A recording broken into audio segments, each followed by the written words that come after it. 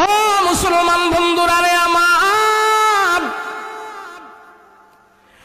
এই পৃথিবীর সব তুমি চিনলা, কিন্তু তোমার বানানোওয়ালা আল্লাহকে তুমি চিনলা না।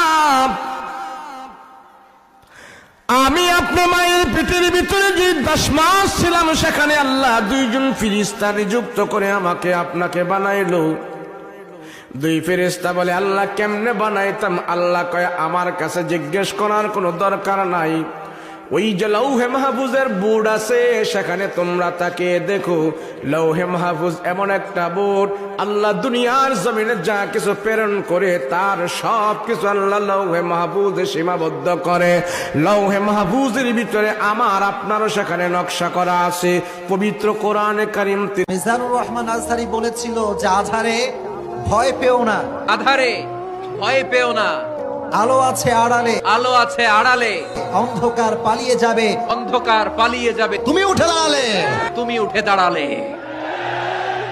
নিজেকে দাঁড়াতে হবে, নিজের সাথে নিজের শক্ত বোঝাপড়া করতে হবে। অন্যের দোষ খোঁজার সময় আমাদের নাই, চিল্লায় বলো ঠিক কিনা। বিষ্ণু ইসলাম এত ভালোবাসতেন, তিনি বলতেন রুজিকতু হুব্বাহা, আমি খাদিজার ভালোবাসাকে আল্লাহর পক্ষ থেকে রিজিক হিসেবে পেয়েছি।